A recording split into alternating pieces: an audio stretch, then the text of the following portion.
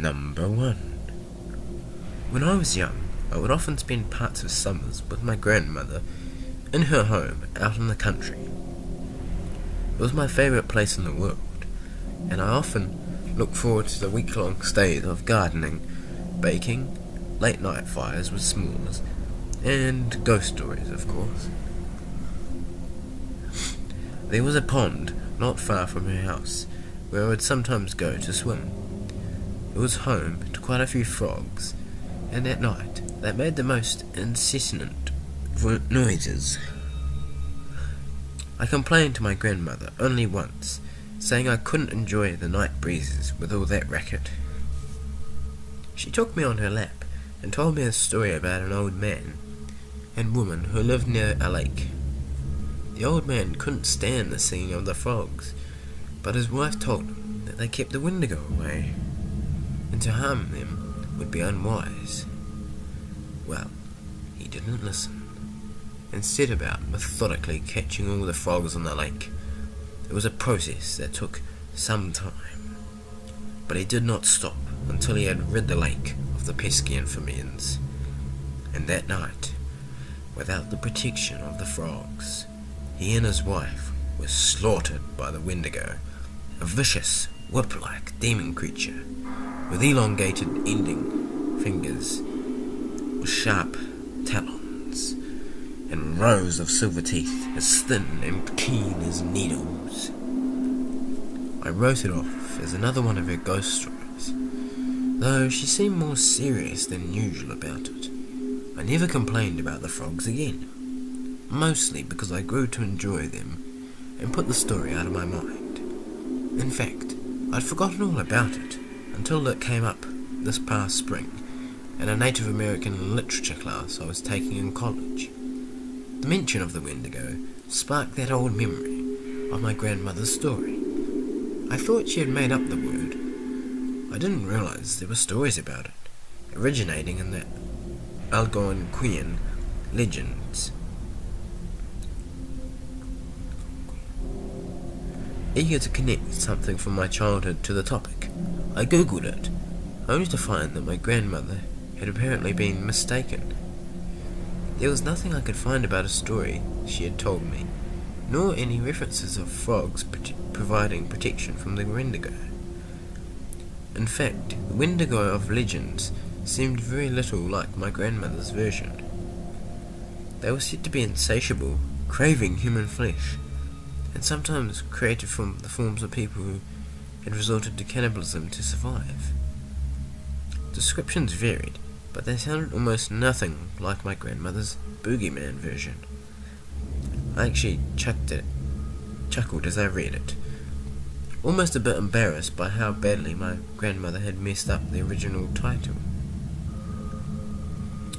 I changed residences this summer, moving to a newly built 1,000-square-foot duplex on the edge of town. The other side is to be occupied by my landlady, who had built the place. However, she isn't scheduled to move the rest of her stuff in and begin living there for a couple of weeks. She's waiting to her lease to end, even though my new place is only a few minutes from the edge of town. It feels much more isolated. I enjoy seclusion of my new home and its proximity to a more natural setting. I'm surrounded by woods, and from my patio I can even see a pond beyond the carefully landscaped lawn, which is meticulously carved out from the surrounding woodlands. Just like the pond near my grandmother's house, the frogs have put up a ferocious racket lately. I prefer not to run my air conditioning if I can help it, so I have every window open to catch a breeze. That means I can hear them as clearly as if I was standing on the water's edge. It took a few days to get used to the noise, but now I'm fine, just like I was those summers when I was young. In fact, the noise has been comforting me during the stress of the move. Tonight is different.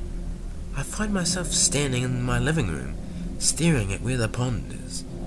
Though I can't see it in the dark, the air is eerily still and oppressively warm, but all my windows are shut, and I feel impossibly cold.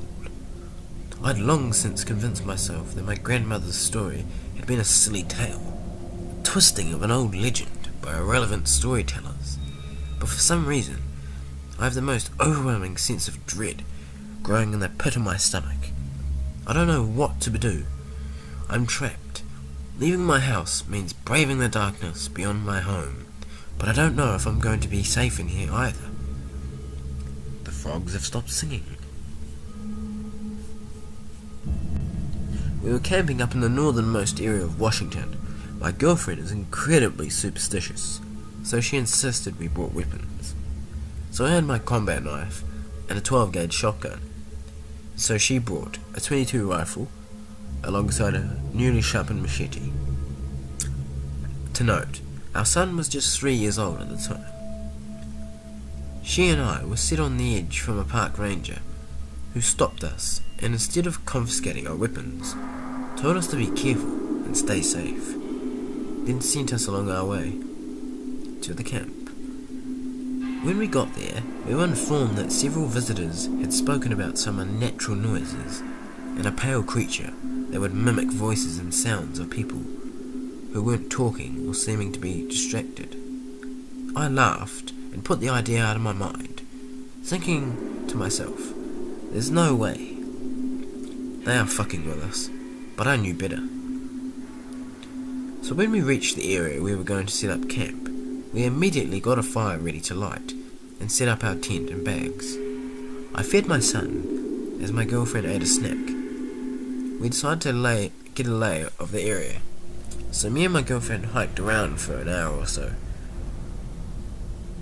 Everything seemed normal until I saw something down the almost path we were on. We walked closer to investigate and saw drag marks. It looked like someone had killed a buck. There was a whole outline in the dirt with a small dried pool of blood, as if someone had grabbed it from the antlers and pulled it. That wouldn't be possible for any man to do. The buck, or whatever it was, would have been way too big for that. Shaken, we rushed back to our camp and restarted the fire, and hurried into our tent.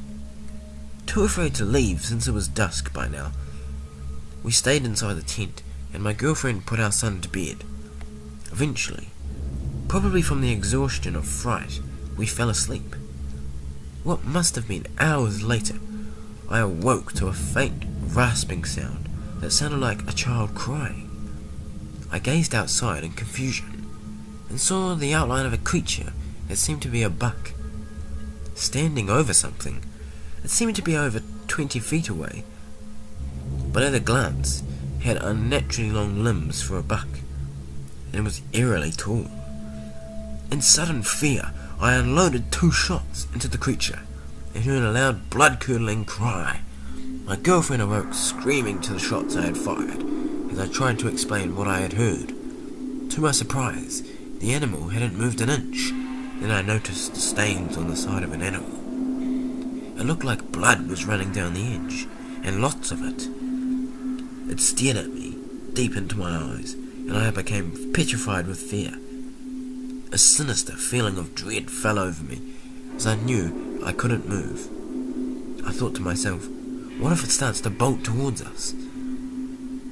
Just then, this tall, decrepit-looking thing seemed to whisper something. I couldn't tell exactly what it was saying, but it seemed to have said, "I need more children." My girlfriend started screaming, asking where our son was. We blacked out. In the morning, we awoke to park rangers at our campsite. We didn't see our son anywhere. We told the rangers that he was missing, and they started a search party. I explained what had happened, and strangely they seemed to believe it. The one who seemed to be older by at least a decade pulled along the one we had met earlier and whispered in his ear. I only heard a single line, and I'm not even sure if what I heard was correct. It sounded like he said, "It's getting bolder." They didn't seem to want us by ourselves, so they waited with us while they continued the search. We stayed in a log cabin for 3 days with a forest ranger, when suddenly some rangers came into the cabin, saying they couldn't find our son. My girlfriend starts to sob, and I hate myself, thinking that I could have done something if I wasn't frozen in fear. We rushed outside, only to find someone injured and frightened police officials. The ranger wouldn't tell us anything of what had happened, or what they saw, or why the cops were scared shitless. All we know is that we don't have a son anymore. God help whoever goes into that forest next. And please, please don't bring your kids with you.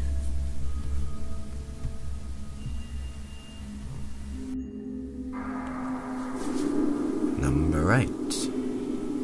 A few weeks ago, my mum, sis and I went to Colorado for an entire week on vacation. We were going to drive all over the state, visit parks and go horseback riding and whitewater rafting and much more. I was excited, and I sorely needed a break from work anyway. We drove 16 hours out there and spent our first day rafting down the rivers.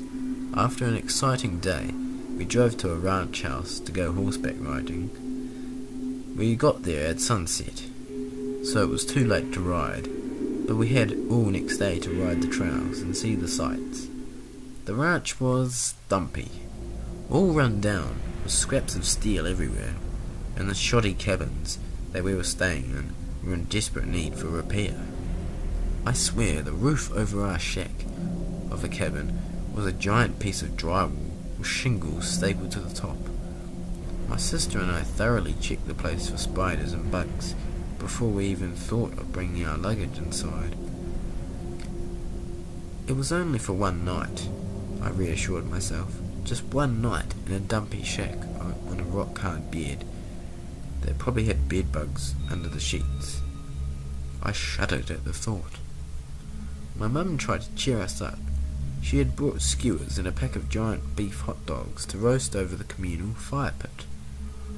Happy to get out of the shack, my sister and I made a nice cosy fire, and soon a few other people from the other cabins came to sit around the fire and roast s'mores and share stories.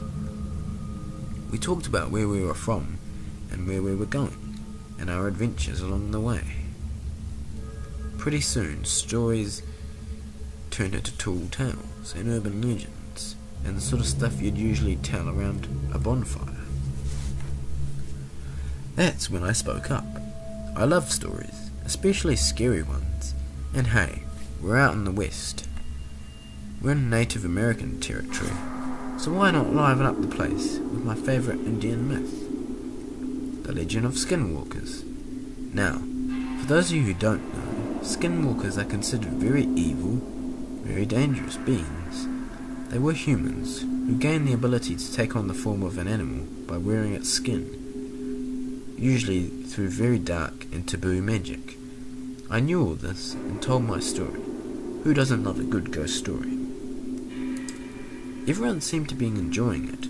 I admit, I took some creative liberties with it, really just retelling an old werewolf story, but with a skinwalker instead. I bullshitted a lot of the story, really, and adding a few things that weren't in the myths at all. I gave our beloved frightening skinwalker wide, crazed eyes with pinpoints for pupils, with a matching insane smile.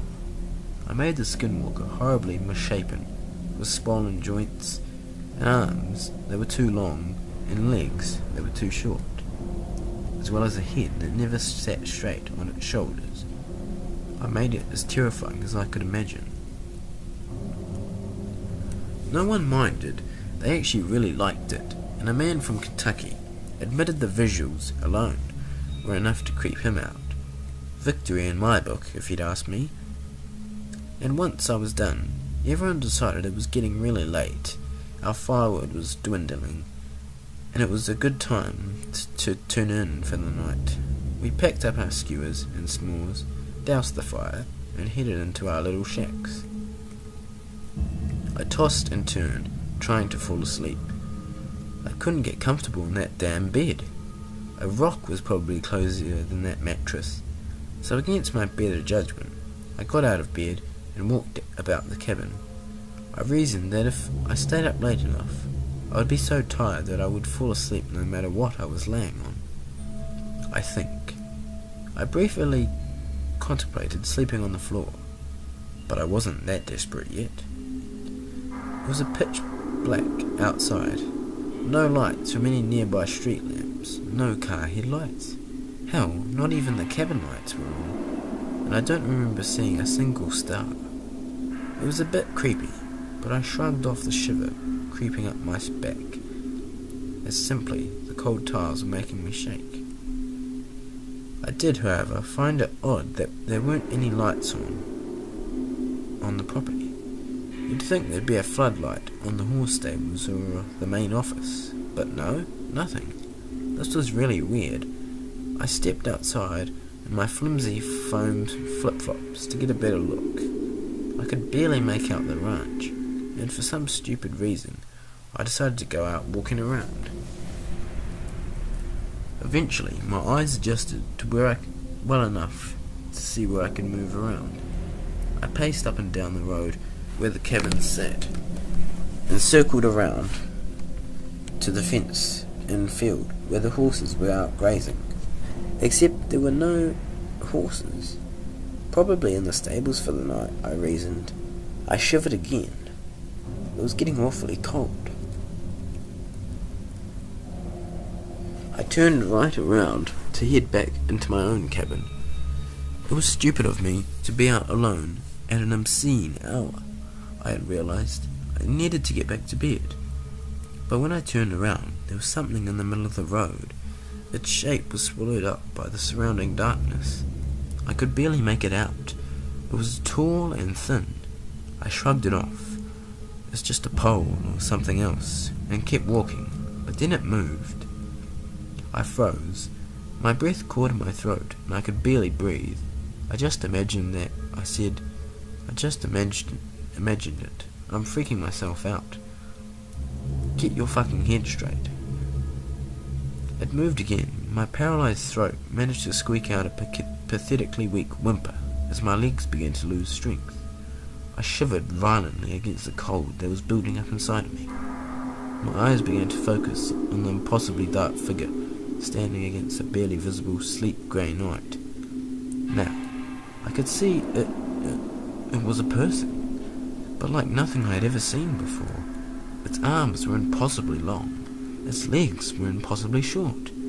It had a torso far too long for its rail-thin body, and a head much too big for its thick neck. Its right arm was sticking out to its sides, swinging up and down. Its blockish head rolled onto its left shoulder, jerkily twitched up and down, up and down. It didn't move other than that, just stood there, twitching arms, jerking up and down, head lolling around its shoulder. I stood there like the dumb fuck I was. My cabin was a few hundred yards behind that thing, and I wasn't so stupid as to try walk past it. My only opinion was to go around, behind the cabins and the stables, and hope that it didn't see me. I forced myself to lift my foot off the ground, to step backwards. My flip-flop made a wet, smacking sound as it flopped against my feet, and I immediately froze in terror. That thing stopped as well. It stood there perfectly straight, perfectly still, listening. I stayed as still as I could. My breath was shallow, and I panicked. I tried to force myself to slow my breathing before I started wheezing. My heart thundered in my chest. My whole body was shaking, but I didn't move. Neither did it. I began to slowly, so goddamn slowly, bend over and slip my feet out of those fucking flip-flops. My feet touched the dirt and the crumbly gravel, but at least now I could move silently.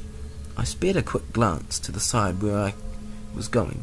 2 cabins were immediately to my right. I could slip between them with ease, but there was no visible debris between them. I only looked away for a second. When I turned back, that fucking thing was gone. It was fucking gone. It fucking knew where I was. It was coming for me. Oh fuck. Yet I still couldn't fucking move. I was paralyzed. I couldn't make a move. How loud my head was screaming. Run! Run! Run, you fuck! Run! I heard something behind me. I turned instinctively, even though I fucking knew better than to turn around. I was greeted with two bulging eyes. Oh fuck yes. Its eyes, staring at me, unblinking, with two black pinholes for pupils, and an insane smile that was stretched far too wide to be anything remotely human. My paralysis broke as I stared at that fucking thing. I fucking ran, crying my eyes out, trying to scream, but a horrible lead weight in my throat silenced me. My feet pounded on the dirt. I stomped over anything in my way. I even impaled my foot on a sharp motherfucking rock. I didn't fucking care. I just fucking ran. I felt the cold creeping up my back. Oh my god, that cold. It was sinking right into my bones, and I couldn't stop shaking or sobbing. And I couldn't stop until I burst through my cabin doors and deadbolted the lock and leaped into my bed. I huddled under the blankets, hiding my head, and there I gasped and shook for breath, and I waited, and I didn't stop or sleep in that entire night. I was too scared. I couldn't get rid of that chill. All I thought about was that thing standing there and twitching. Morning finally broke, and I finally allowed myself the breath of relief. Whatever I had seen had not come for me, and now that it was light, it couldn't take me by surprise. Mum noticed my bleeding foot and the blood I traced through the cabin. I shrugged it off and said I cut myself the night before when we were making s'mores. I don't think she believed me, but she didn't push it. We left not too long after that, and as we were looking back at the place where that thing once stood, I shuddered again, but there was nothing. I assured myself there was nothing. We said goodbye to the ranchers and our companions, and I noticed the man from Kentucky, who said he had thoroughly enjoyed my story. He had told me again how much he liked it. Said he was going to tell it to some of his own kids when he got home. They really liked scary stories, he said. As we drove away, his head rolled onto his left shoulder, and he smiled an insane smile as he waved us goodbye.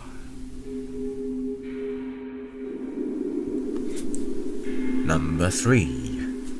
It was the summer of 2007. My fiancée, let's call her Emma, and I had planned a little getaway before our wedding the next week. We were both pretty stressed out from all the planning and strain that goes with organising a wedding, so it seemed like a wonderful idea.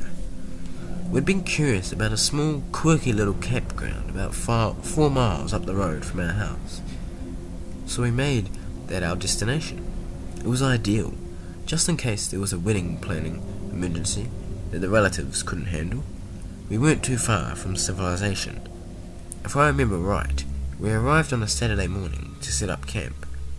As we turned down the gravel driveway leading towards the grounds, it felt like we were descending into a different world. Seriously, it was amazing that we lived so close to this place, yet it felt so far away from everything. Large deciduous trees loomed above, creating a feeling of perpetual twilight. We zigged and zagged down switchback roads until we happened upon a small toll booth. The booth was shut down, but a sign above informed us to leave our payment in a small drop box beneath the window.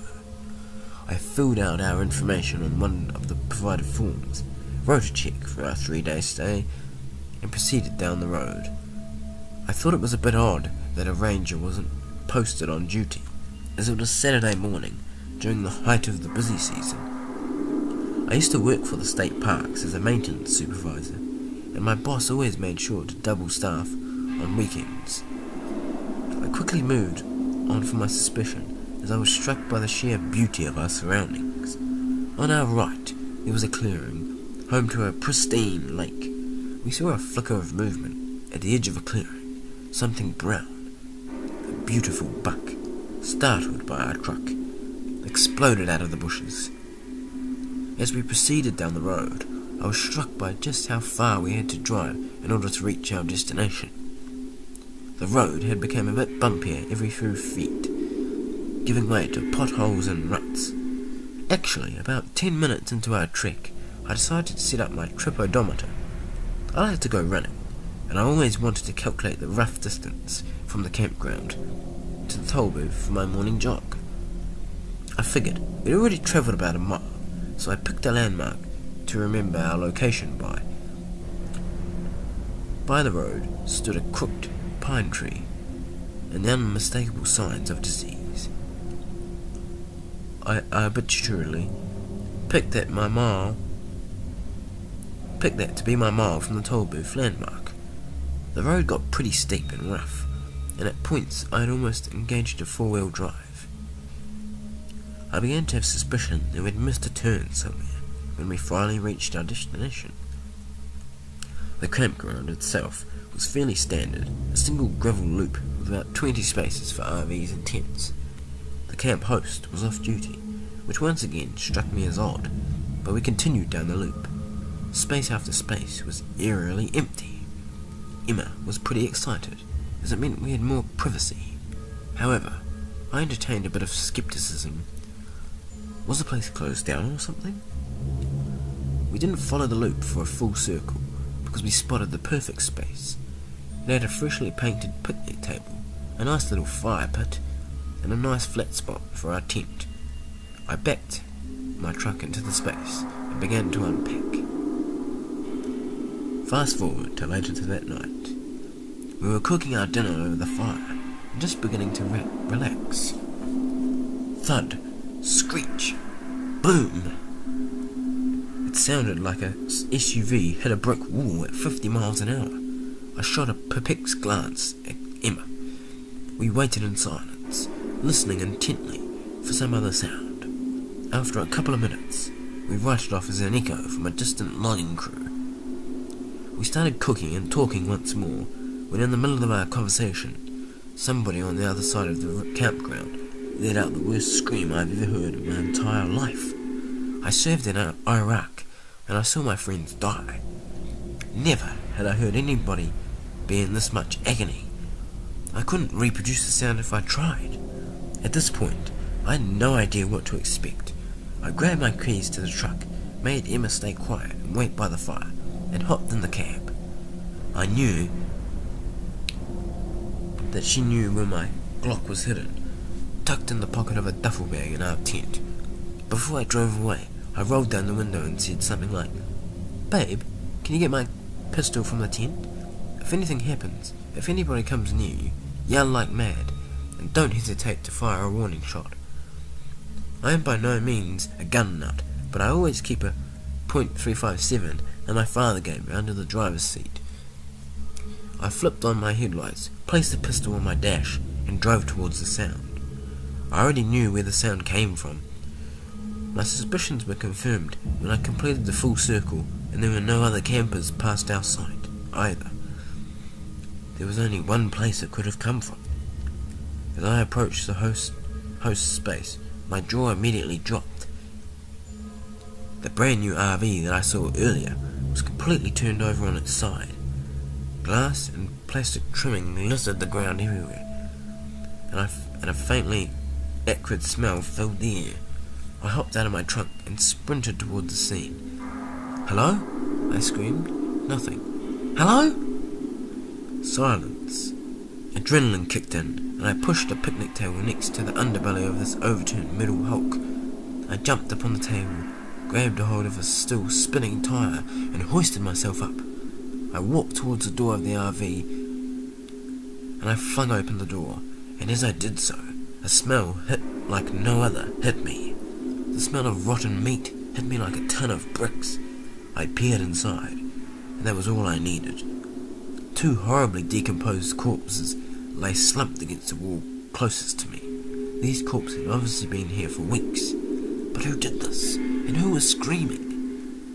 At that moment, my spine began to tingle from top to bottom. The hair stood up on the back of my neck. I whipped around, expecting to see some horrible monster. Nothing. No movement. Emma. Shit.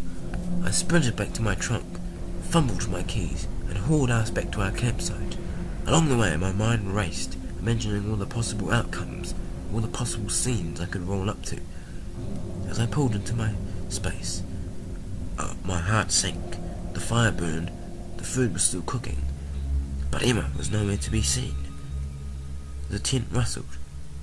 A familiar face appeared from just outside the zip door. I breathed a sigh of relief, and I quickly exited my vehicle. "Babe, are you alright?" Silence. "Emma?" Just a pale white face staring vaguely in my direction. "Babe?" She managed to mutter something like, "Help me," as she collapsed halfway on the forest floor, halfway in the tent. Then I noticed the blood. Good God! There was so much blood. From 2 inches above her right breast to just above her hip, a large gash was quickly oozing blood. I tore off my shirt, rushed to her, and began to apply pressure. As I crouched over her limp body, something rustled on the road behind me. However, whatever it was coming in fast. It hobbled, shuffled, and stomped towards me at a breakneck pace.